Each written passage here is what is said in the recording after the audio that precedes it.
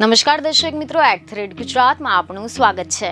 ગત લોકસભાની ચૂંટણીની સરખામણીમાં આ વખતની ચૂંટણીમાં ભાજપને ઘણું જ નુકસાન થયું છે, તો આની સામે પક્ષ કોંગ્રેસને ફાયદો થતો જોવા મળ્યો છે, જેમાં પણ ખાસ કરીને ઉત્તર પ્રદેશમાં તો ભાજપ ઊંધે માથે પટકાયું છે। આ સાથે જ દેશનું એક મહત્વનું રાજ્ય એટલે કે પંજાબમાં કુલ 13 પૈકી ભાજપને સમ ખાવા પૂરતી એક બેઠક પણ મળી નથી, જ્યારે કોંગ્રેસને સૌથી વધારે 7 બેઠકો તથા આમ આદમી પાર્ટીને પણ પંજાબના મતદારોએ 3 બેઠક પર વિજય અપાવ્યો છે।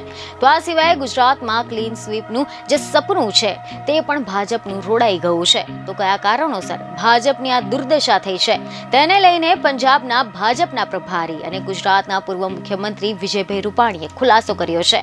એક મીડિયા સાથેની વાતચીતમાં પૂર્વ મુખ્યમંત્રી વિજયભાઈ રૂપાણીએ એવું નિવેદન આપ્યું કે પંજાબમાં ભાજપ વિરુદ્ધ ખેડૂતોનો રોષ હતો, સરકાર સામે કિસાન આંદોલન ચાલી રહ્યું છે। પંજાબમાં આમ પણ ભાજપને જીતવું મુશ્કેલ જ હતું, કેટલાક ગામોમાં તો ખેડૂતો ભાજપને પ્રવેશવા પણ ન હતા દેતા, જેના કારણે ત્યાં એક પણ બેઠક નથી મળી। તો બીજી તરફ જે યુપી ભાજપને જંગી મતો આપીને બહુમતી પાર લઈ જતું હતું, તે જ યુપીમાં આ વખતે જબરદસ્ત ખેલ થઈ ગયો છે અને ભાજપ બહુમતીથી છેટે રહી ગયું। અયોધ્યામાં રામ મંદિર બન્યું, તે જ સીટ ભાજપ હાર્યું છે।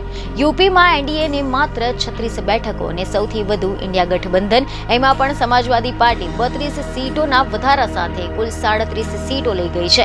સમાજવાદી પાર્ટી આ વખતે ચૂંટણીમાં દેશભરમાં ભાજપ, કોંગ્રેસ અને ત્રીજી સૌથી વધુ સીટ જીતનારી પાર્ટી બની ગઈ છે।